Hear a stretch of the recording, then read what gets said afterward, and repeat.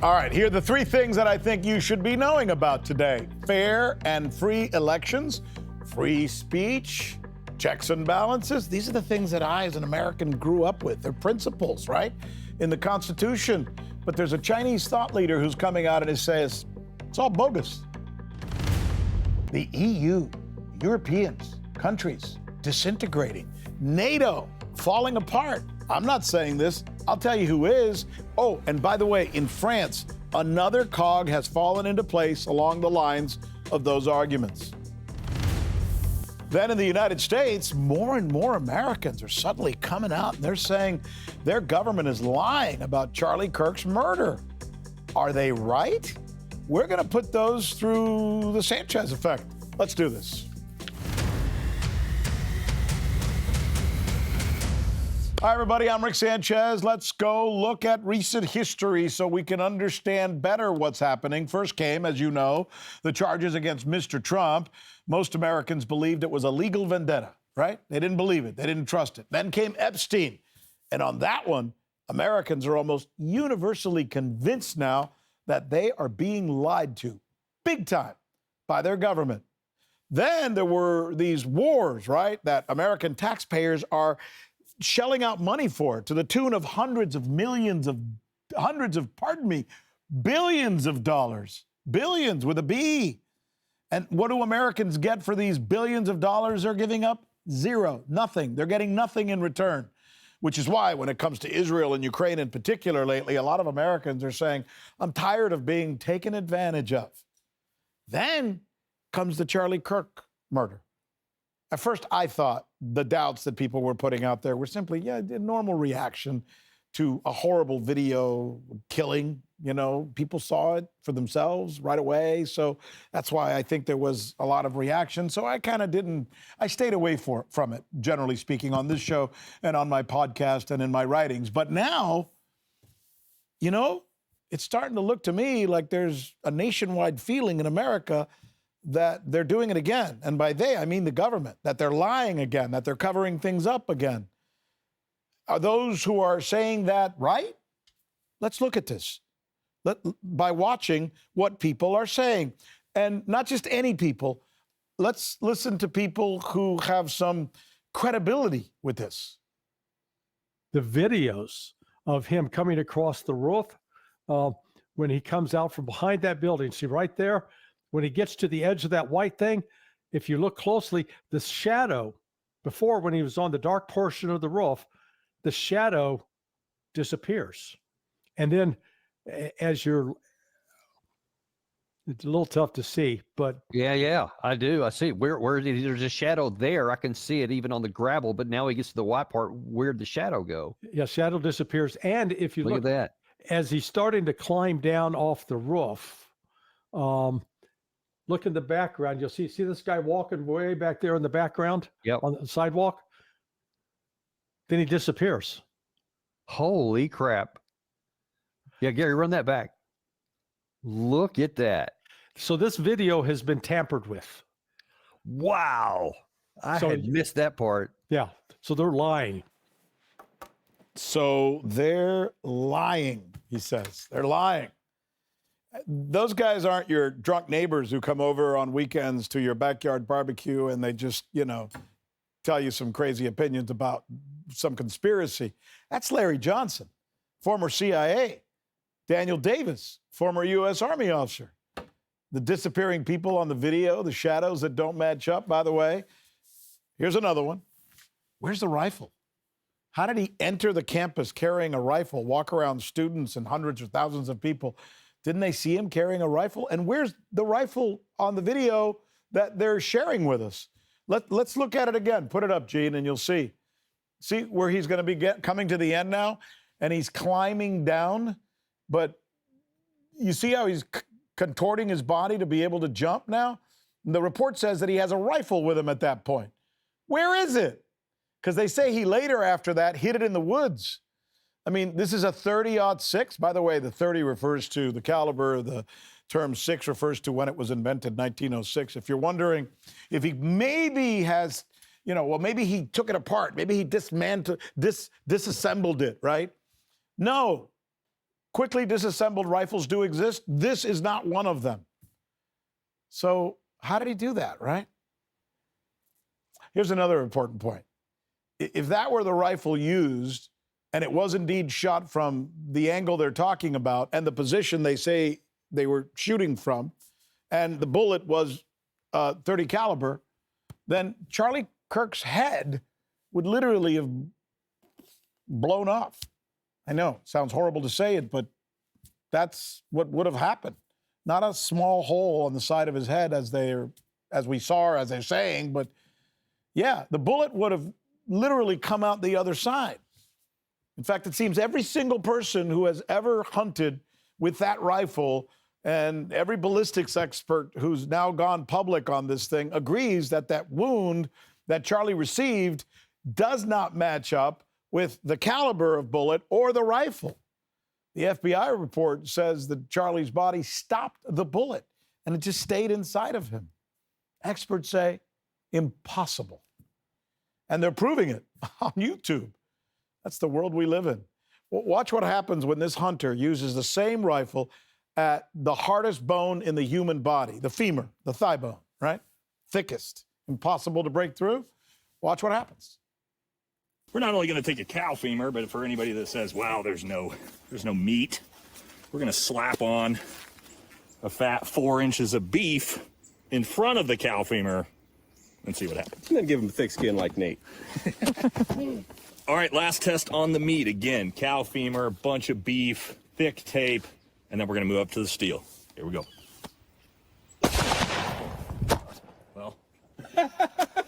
Well, they can't. Everything exploded. All right, let's check it out.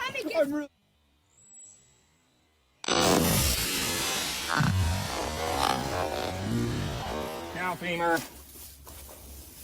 The damage to that. Wow, did you see that?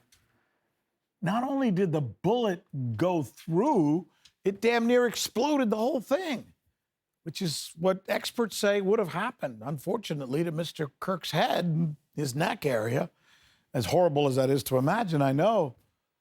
Also, in the official report, U.S. officials say in their report that Charlie's neck, right? Charlie Kirk's neck was so strong, it was like steel. That's written in the report, the word steel. So, go to YouTube. Let's see what happens when that same bullet from the same distance using the same rifle is shot at steel, literal steel.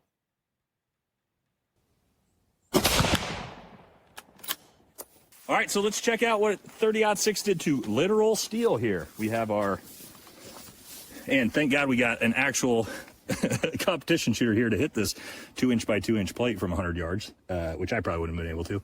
Clean through 1/4 inch steel. Clean through 3/8 inch steel and 1/2 inch steel. Almost, or actually it potentially did actually blow out the side. So it goes through steel, but it didn't go through Charlie's neck. This is what people are talking about. Videos like this are being shared by millions and millions of Americans. And again, the common theme is they just don't trust their government right now.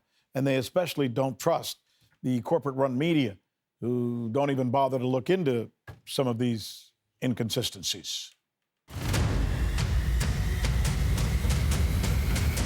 Let's talk a little more about the U.S. media. It's always one of my favorite subjects. But I got to tell you, I am a huge proponent, always have been, always. You've heard me say this. I am a huge proponent of free speech. Yes, I still believe in it. But is it working these days? Is it working in particular in the West? Look, from a practical standpoint, the answer is no.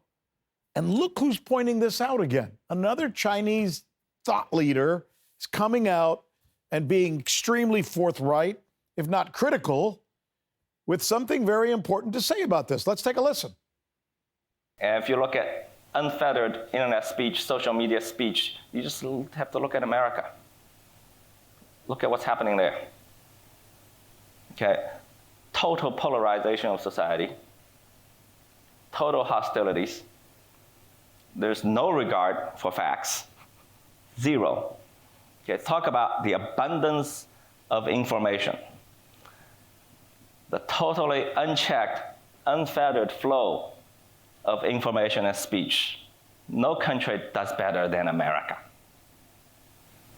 Okay, but do people make better decisions?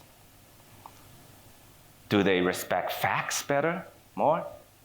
I don't think so. You know, it's funny. I've been noticing more and more of this lately. I don't know, and I think I mentioned this in one of my previous shows. Chinese, leaders, thought leaders, academics, whatever, going public with their very strident and critical views of the West and those who have been, kind of crapping on them for about a decade. And they're, some of these Chinese guys are now going public and, firing back.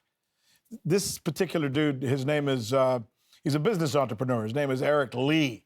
He's at a Western Journalist Forum that was being held in Hong Kong. So these are all reporters from like France and the UK and the United States. And here he is taking on as well the notion that only they in the West, speaking to them, have fair and free elections. In America, like I said, government turns bad, you recall it, the next one's just as bad or worse, and keeps going like this. There's no end to it. It's called elect and regret. And it's a continuous cycle of elect and regret. The numbers show that for decades. I mean, every time after an election, people regretted what they elected. That's not a good case. Makes a good point. I can't remember the last time we had a president with more than 50% approval rating. Just saying. Then there's the question of the checks and balances. In the Constitution of the United States, it is beautifully drawn up, if I do say so myself. A principle created to make sure that no one part of the government is allowed to become too strong or too dominant over other parts of the government. But U.S. forefathers, Jefferson, Washington, Franklin, those guys, maybe they didn't plan for the special interests with money to burn, the billions, if not sometimes trillions, in these corporations that they use to become more powerful than any government entity, and even getting to the point where they kind of own the government. Francis Fukuyama calls it vetocracy. Checks and balances are captured by special interests, and they capture the state. And vetocracy means that every interest group is strong enough to veto any political initiatives that are against their interests. But nobody could initiate and do something positive, and you get stuck. That's what checks and balances carried to the extreme do to your countries.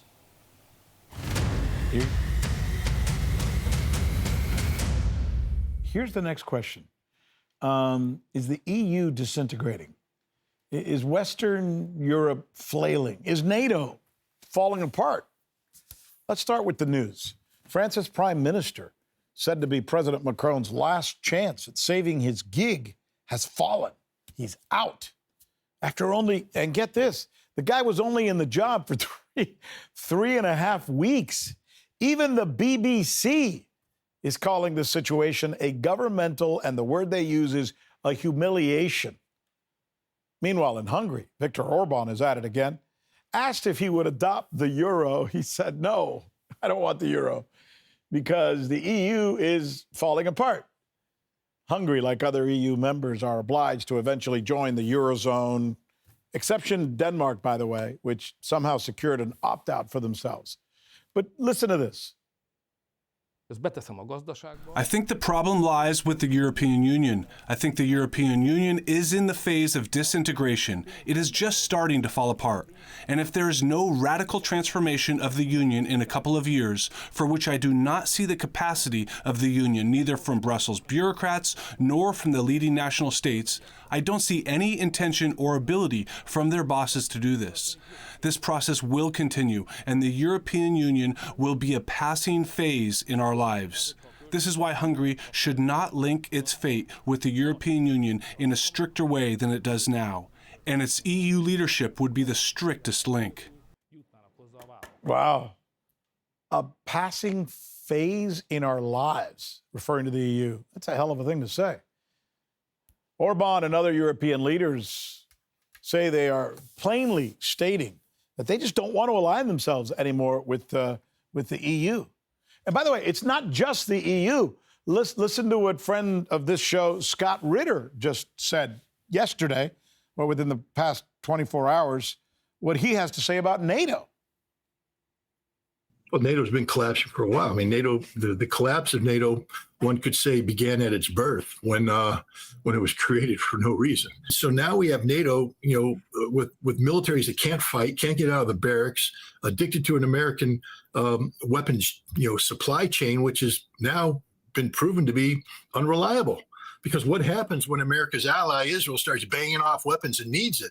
The weapons get taken from other allies. NATO itself, is part of a European elite that has committed economic suicide by delinking Europe from, Russian energy.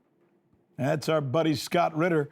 And joining us now is Alex Christoforou. I've been trying to get this guy on the show for quite some time now, and we finally have been able to convince him to come on when he's not doing so much darn world traveling. He's amazing. I don't know if you've had a chance to watch his podcast, but he's really good at what he does. He's got something like, 250,000 subscribers and people following him all over the world. Graduated from William and Mary. By the way, one of the most beautiful campuses I have ever walked with my wife and my children. What a great place. He's a journalist. He's a geopolitical analyst. And he can talk to us about Europe, which was what we were just talking about, and also upcoming wars. I'm saying upcoming. I don't know, but look what's going on in Iran. Look what's going on in Venezuela right now. But hell, let's start with Europe, given what's going on there. Hey, Alex, so good to see you, my friend.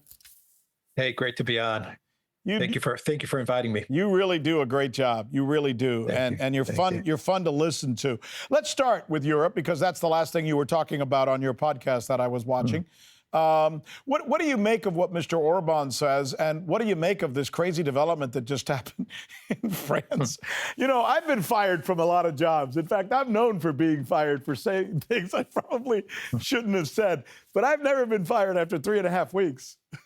Yeah. 27 days, right? My God. All Macron's fault, isn't it? It's all Macron's fault. I mean, if he had dealt with the problems that the French people need a president to deal with, he wouldn't be in this mess. But the problem with Macron and many of the leaders in Europe is that they don't want to deal with stuff that has to do with their country. They're just not interested, and I think that's doubly so for Macron. I mean, when you watch Macron interact with, which is very rare to see, but when he does interact with the people and the public, you can tell he's not interested.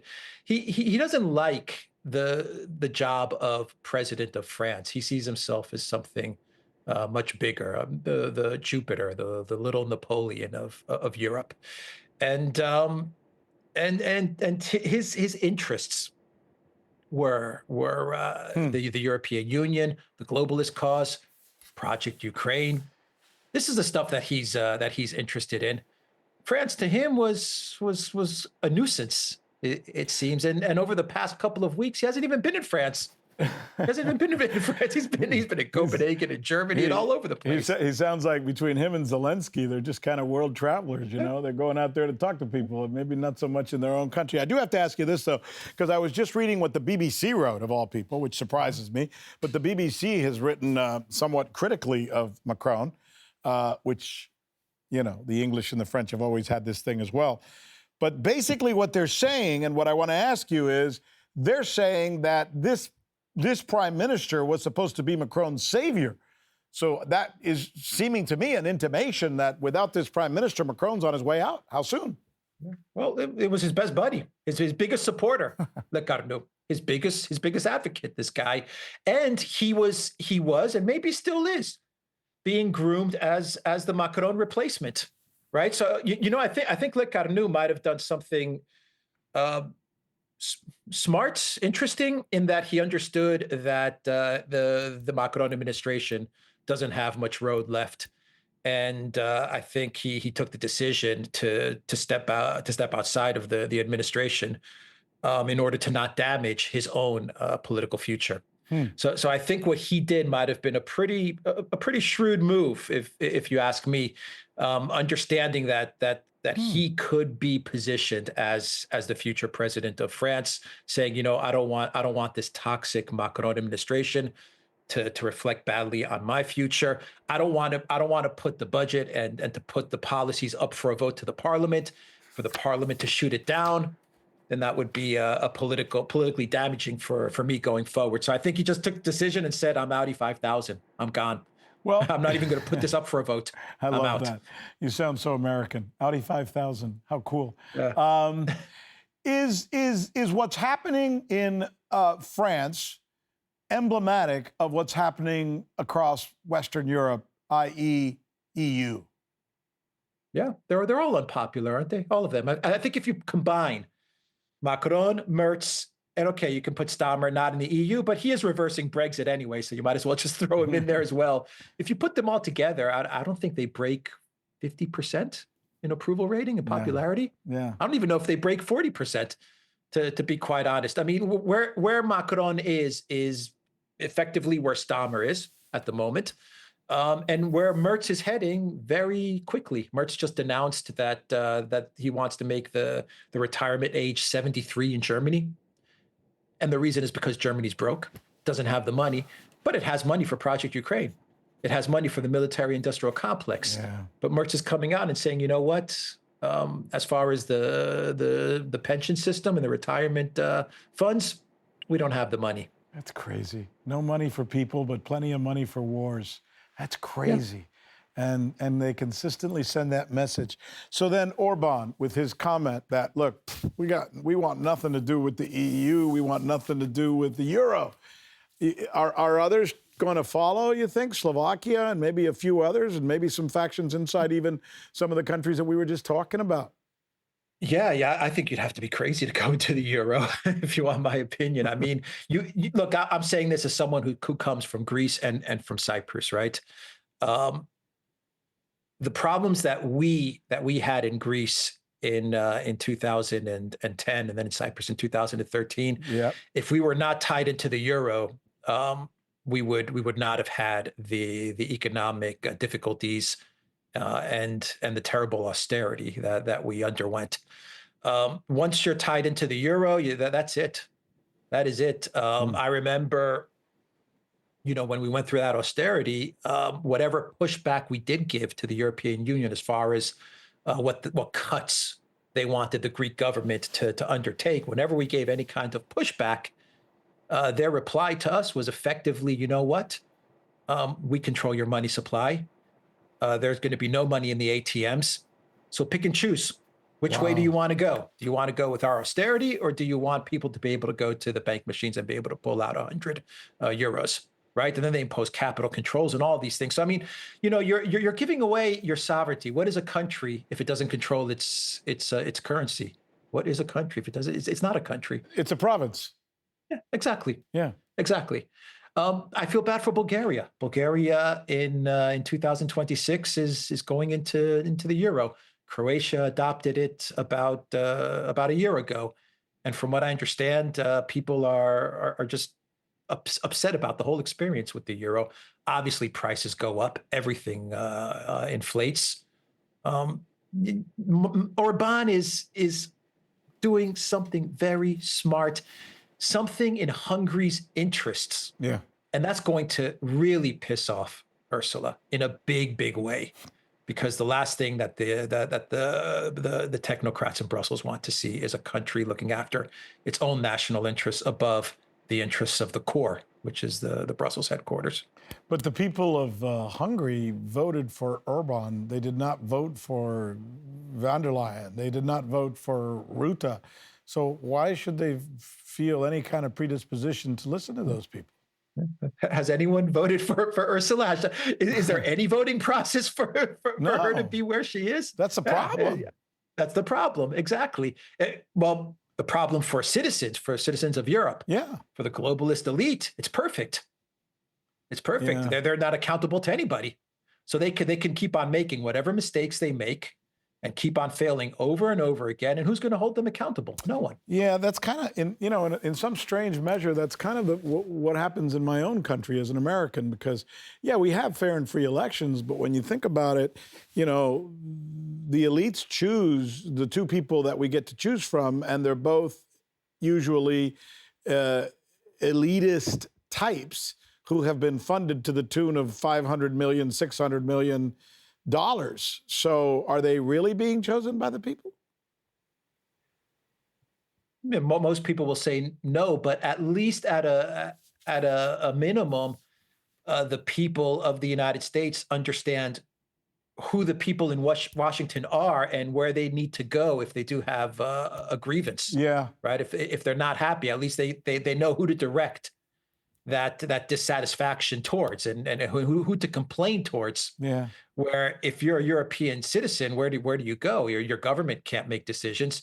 Brussels is 3,000 miles away. I mean, what do you do? Where's your recourse? You have none.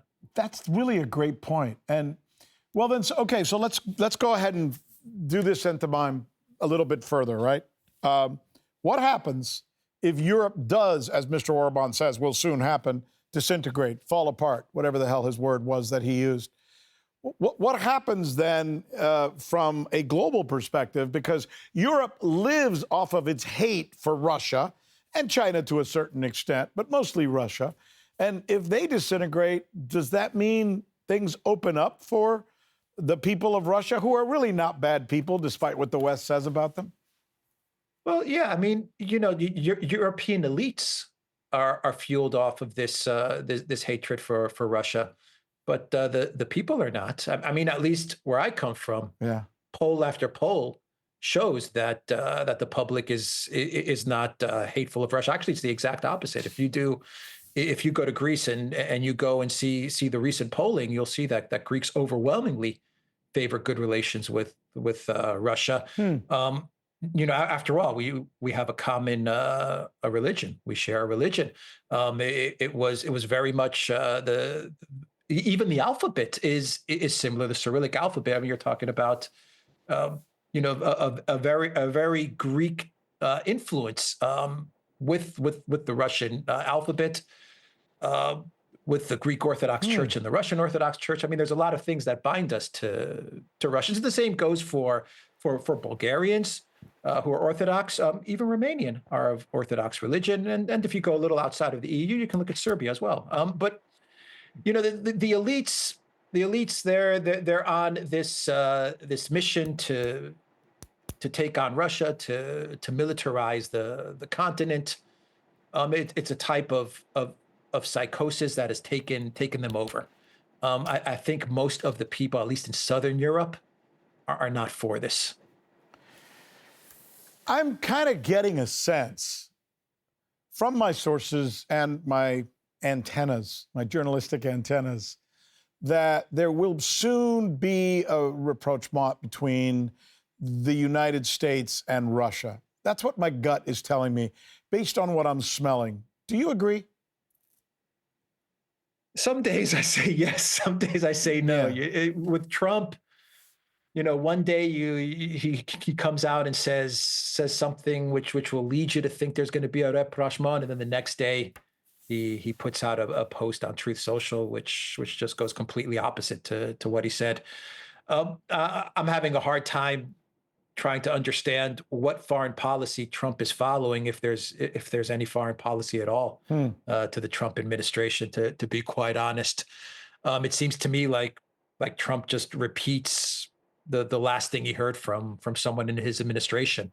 Whatever he hears last is kind of what he throws out there. So if Lindsey Graham is whispering in his ears when they were playing golf, the next day you could have a post on Truth Social about how the United States is ready to send missiles to Ukraine. I mean, it's that type of foreign policy that I think the Trump administration has. I don't think they've quite gotten on top of their foreign policy going forward for the next 3.5 years. Yeah. Well, let's talk a little bit about that. Foreign policy, Trump administration. First two things that come to mind, based on what I've been reading in the last 24 hours, are two countries, actually. Interesting. Iran, once again, and Venezuela, I guess, once again. What do you make of the news coming out of Venezuela with Mr. Maduro basically saying that there's a false flag in the works that the U.S. is going to use to then have a pretense for attacking Caracas? Yeah. I mean, a false flag. I don't even think we need a false flag anymore. I mean, I think it's pretty obvious what the Trump White House is moving towards. The New York Times even had an article yesterday where they said that all diplomatic initiatives with Venezuela have been cut off. So Richard Grenell was speaking with Maduro. The New York Times was reporting that Grenell was trying to talk Maduro into some sort of stepping down or stepping aside, and then getting a new government in place, and then the oil going to the United States. They were talking about stuff like that, and Richard Grenell was trying to liaise with the Maduro administration to try to avoid some sort of a conflict, and it came to nothing. And so the Trump administration, they've decided to cut off whatever diplomatic initiatives they have with Venezuela, and to me, that seems like this was the last part of any type of off ramp to a conflict. So the pieces are in place for something to happen in Venezuela, some sort of a regime change operation, some sort of decapitation operation. The Washington Examiner was reporting that what the United States is going to do is they're going to try and take over critical infrastructure like airfields and ports and stuff like that, and force some sort of a regime change. And we don't know what forces are within Venezuela, which could be working with the United States once all of this kicks off as well. I mean, something's going to happen. When it's going to happen, I think it's going to be fairly soon. And what the effects of that are going to be, I think are going to be disastrous. But we're going to have to wait and see. I don't know what your experiences are, but I'll tell you what mine are in covering these things and actually living in a country that's gone through this type of thing, being Cuban. More often than not, when a foreign power goes into a country, what they do is they coalesce the people of that country around their leadership. Even those who can't stand the leadership all of a sudden become defensive and defend that leader. I was talking to Morandi over the weekend about that, and he said he's never seen so many young people all of a sudden, get behind the government of Iran. And in fact, we just saw recently, you saw it, I'm sure, all the people taken to the streets in Caracas saying we're behind our president. So that's often that's my fear. You're just creating a bigger conflagration. Yeah, I 100% agree with you. But did the neocons ever think like that? No. Do they ever think one or two steps ahead, or do they ever think, maybe something could go wrong, or the people are coalescing around Maduro? Maybe we should call off some sort of an operation. We don't see a type of grassroots movement against him. They never think like that. I mean, we say it often on our podcast.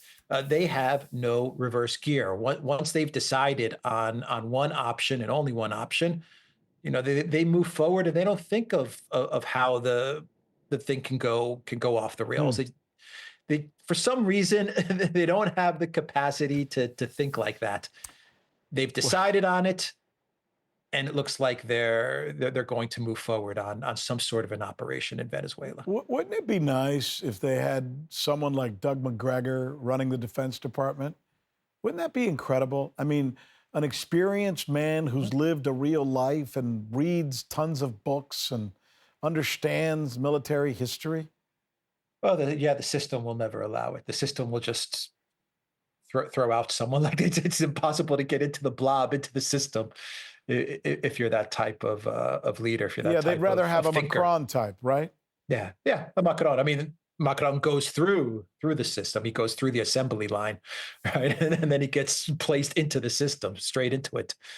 You can't have someone like McGregor, even Trump, who has now integrated into the system to a certain extent. He was seen as too much of an outsider in his first term, and we saw the Russiagate scandal and all the things that were thrown at Trump, and And I would say that, yes, he has an outsider quality, but he also has an insider quality as well. But can you imagine someone completely on the outside like McGregor, or has a different thought process to the world than all of these guys?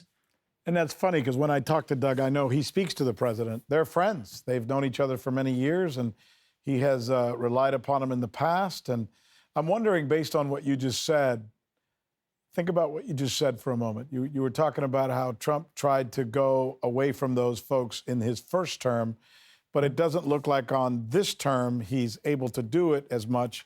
And I've been around horses a little bit in my life. My wife and I have a farm, a ranch down in Florida. And I know what it takes to break a horse, right?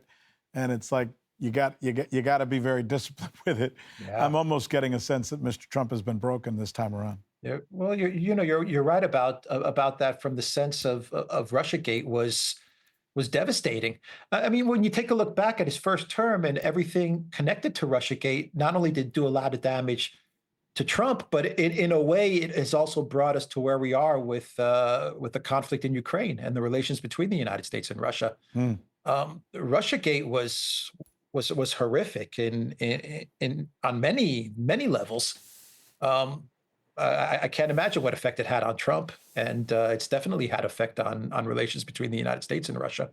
And it was a horrific lie, a stupid lie, made up. Just was dumb. When you take a step back and think about what they were saying, it was beyond dumb. Right. Trump was some sort of puppet of the crazy. It was beyond stupid. You have to be very low IQ to believe it. Even their charges against Russia. I mean, if at worst what Russia did is they got a bunch of advertising on Facebook and said horrible things about Hillary Clinton. Are you kidding me?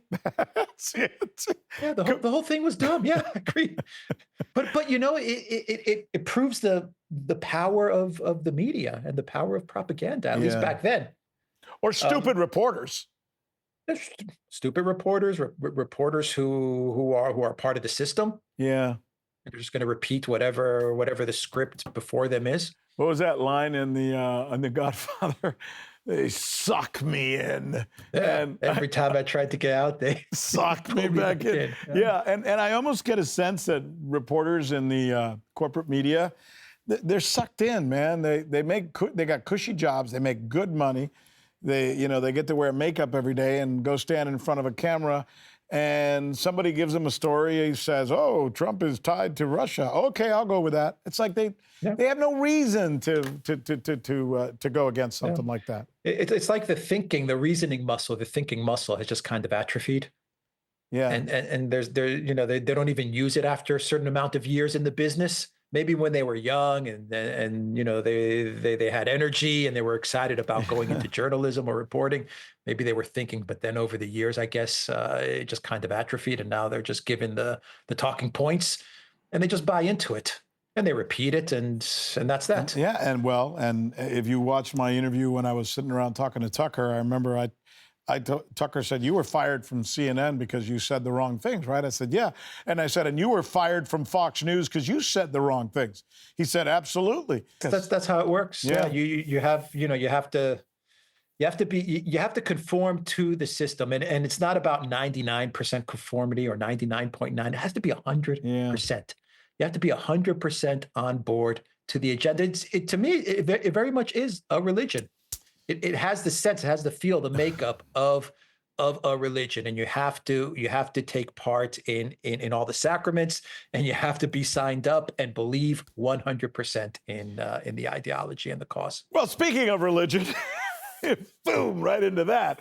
Yeah. Speaking of religion and speaking of control of the media, let's talk a little bit about Israel. Because it's starting to look, not that they in any way control the media, by the way. I have no idea where the hell I got that idea. But why does it seem to me that they're pushing once again to hit Iran? And I'm getting a sense that the United States may be listening to them a little more than I wish they would be on that matter. What is your take? Yeah, I think Iran round 2 is going to happen, most likely by the end of the year. And I think most analysts are pretty much on board with that take as well, that in Iran round 2 is going to happen. I think the window that they think they have as far as destabilizing Iran. They believe that that it's closing, right? So Iran has certain agreements with Russia, certain agreements with China. It's in BRICS, and so they believe, look, if we're going to finally do this regime change or this balkanization of Iran, the time frame that we have is say 6 months to maybe a year tops. And I think the Trump administration is probably thinking along the lines of midterms and these type of things happening in the United States. And they're saying, you know what? We need to get something put together by around the end of the year, because if we don't, then we're going to be heading straight into midterms, and that's going to be very bad for the Republicans. So my guess, and I think a lot of analysts are saying, probably around that time frame of December, give or take, is when we might see a round two. I mean, that's a guess, but I think that the general consensus is around that time frame. But I'm just thinking, because of what I was talking about earlier today with my viewers, which you may or may not have been privy to, the American people are changing. Their BS antennas are a little more receptive these days. And whereas it was easy to convince us to go to war with Iraq by lying to us and telling us that there were weapons of mass destruction, which they weren't, and that somehow Iraq was tied to the 9/11 thing, which it wasn't. And in other cases, we have obviously been lied to by our government. This time, to go to war with Iran, they're going to have to come up with a real whopper, because everybody in the United States knows the score. And the score is, right now, if we go to war with Iran, it's only because Bibi Netanyahu told us we have to do so. That's the thinking inside the United States. How do you change that? Because that's not a healthy thing for any administration to have its citizens thinking of them. Yeah, sometimes I wonder if the Trump administration or Trump himself even understands this.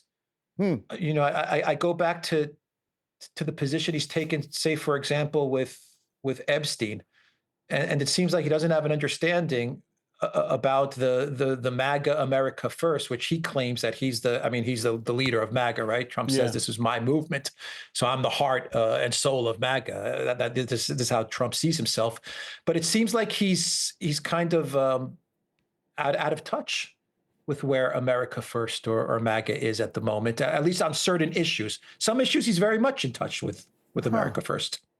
But other issues, it seems like he's out of touch with them. Well, and I think foreign policy, he could be out of touch with that. Well, that would be contrary to everything that he is. I mean, he's a marketing guy. He's a business person. The one thing that I think makes people in business, and in particular in marketing, good is called reading the room.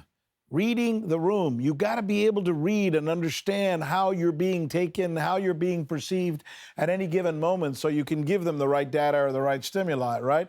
And if he doesn't do that right, I mean, I would think that he would be good at this. Like, he could go, oh, no, I don't want to do that because that's not going to go well with my people. So you're right. It is kind of ironic that if he's not good at this, it's ironic that he's not good at this. Yeah, it seems like on certain issues he's good at it, like, say, the border. Right. Okay, he's good, or even with the social issues, say, with the woke stuff. With the woke stuff, he was very good at it, and then he got rid of all the woke things very quickly, right? The whole woke feeling and sentiment in the United States went away in a couple of months, and everything kind of changed. I mean, on these things, he seems to be in tune, but when it comes to foreign policy, when it comes to Ukraine, when it comes to say, Zelensky, when it comes to Gaza and to Netanyahu, it seems like he's out of touch. Epstein is another example. For some reason, he's unable to read the room. You get the same feeling when it comes to negotiations. He's the great negotiator, isn't he? What has he really negotiated? I mean, the Liberation Day tariffs or stuff like that has been a complete flop. All of it is you had all these tariffs, and he was going to negotiate all these deals. I'm going to negotiate with 100 countries. I don't even know. He's negotiated with what, one or two? No. The European Union which is not really a negotiation. That's Yeah. that's someone dictating to the vassals what to do. I mean, he's off step on many things. Some things he's spot on, but other things it seems like he doesn't have that energy that he had in his first term, which was derailed by the whole Russiagate thing. Do you agree with a lot of people who think it's, in fact, that kind of belligerence and bullying, if you want to call it that, a word that's been used before in terms of how he's treated countries when it comes to tariffs? Best example of that, I think, is India. Do you think it's because of that we're seeing such a new and important union developing in these global South countries and in these BRICS countries, especially what we saw recently in Shanghai between Mr. Modi, Mr. Xi, and Mr. Putin? Yeah, I think you're exactly right on that. I mean, I think the whole tariff thing, you know, as a policy, whether you agree with tariffs in the way that Trump originally wanted to use them to bring back manufacturing to the United States, right? That was the stated goal. Whether you believe that's a right economic policy or right reindustrialization policy, everyone has a different opinion. But it's a policy. It's a great idea. Strategy. No, he's right. It's a strategy. Yeah. He didn't do any of that. Yeah. They became a weapon. And they became a weapon because for some weird reason, which I can't figure out, he once again fell prey to this neocon faction in DC that whisper in his ear and they tell him, Mr. President, you can weaponize the tariffs. We can use the tariffs to gain leverage over India and gain leverage over China and gain leverage on countries so that they don't buy Russian oil and do all of these things. And he bought into that. And so you had an interesting strategy, interesting policy that Trump was talking about before he became president, and something that he put in place during the first months of his presidency, which a lot of people, including myself, were interested in seeing how it would unfold if it was done right and if it was done correctly. But as with everything that happens in DC, doesn't matter who the president is, it gets weaponized, and usually gets weaponized for the military-industrial complex, for wars, by the neocons, whether it's sanctions, whether it's tariffs. There's no difference between tariffs and sanctions anymore. There's no difference. It's just another weapon that they use now in order to get some sort of foreign policy leverage over a country. Just another castigatory measure. Yeah. So where are you off to next?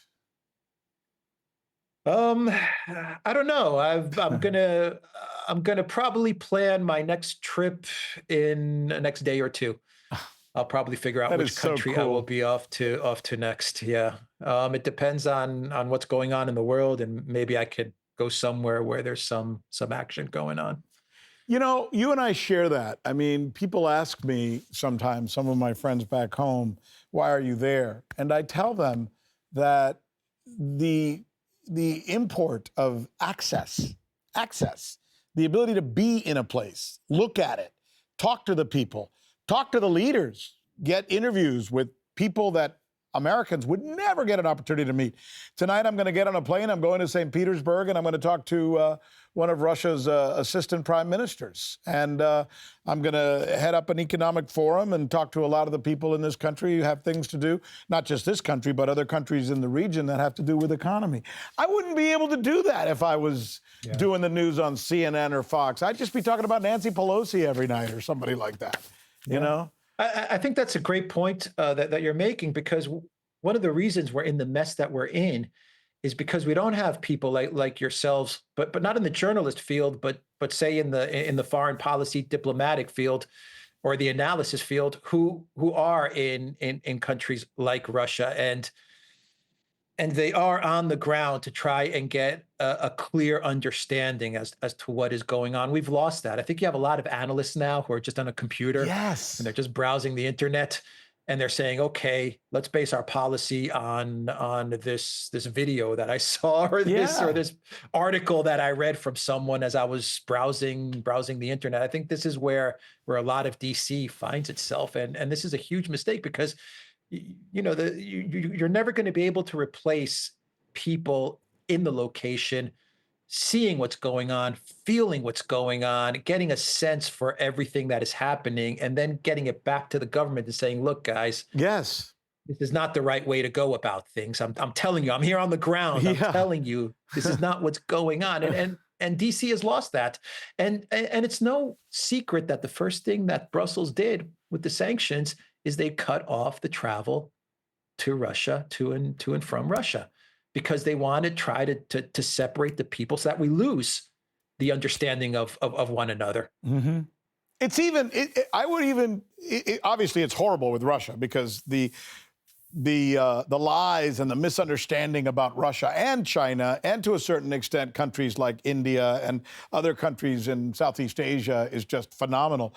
But I would even argue most Americans, because of the media, they have no idea what the hell is going on in Greece, right? Yeah. They do a story out of Greece once a year, and that's if there's a riot or something funny, or sometimes a presidential election. That's it. Nothing from a cultural standpoint, nothing from an ideological standpoint, nothing from a religious standpoint. They have no idea what the hell is going on. And that's one of your allies. So you can only imagine then, right? I think that's why what you're doing is so important. I mean, you don't only tell the stories, but you tell them from the places from where you're reporting. That's cool. Yeah. Yeah. Just so people can even see the streets that you're walking on, what they're like. And to see the people that are walking around and hanging out. You know, people can see the videos and they can say, you know, it looks pretty cool there. Or the people look like me, or they're normal, or, you know, they're just hanging out at a coffee shop as you're walking by. Yeah. I think people see that and they get a sense of, you know, why are we at war? Why are we arguing? Or why do we have these sanctions again? What's the reasoning? And a lot of them are probably saying, how come we got homeless tents and there's no homeless tents behind him there? A lot of people do ask those very questions. Why are the streets clean? You know, why do we have you know, trash or graffiti on our streets and they don't? They don't have it here. Yeah, they don't have it here. I know. It's funny that way. Alex, you're a delight, man. I'm so glad we had a chance to get to know each other here on the air, and hopefully one day we'll be able to meet up and have a drink or something, maybe even an adult beverage. Thank you, my friend. I really enjoyed the time and the company. Take good care, and let's stay in touch. All right? You too. Thank you so much. Likewise. Take care. That's it. And that's it for us. Hey, thanks so much for being with us. As you heard me mentioning to Alex just a little while ago, tomorrow we're going to have a show for you, but I'm going to be traveling. I'm going to be going to St. Petersburg. In fact, we're going to probably leave, I think, sometime tonight. Should be good. I'm going to be bringing you back something pretty special, interviews that like I said to him, we wouldn't normally be able to bring you unless we had access to some of these folks, so we can ask them some of the tough questions. Also, my podcast, Journalistically Speaking, please check it out. It's pretty cool. We'll get cuts from my conversation with Alex, and we'll have them on there as well. And then on Rick Sanchez TV, yep, that's also where we hang out, where I hang out. And there we have really fun, important conversations. We'll be looking for you next time, right here on The Sanchez Effect. I'm Rick Sanchez. Thanks for letting us into your home.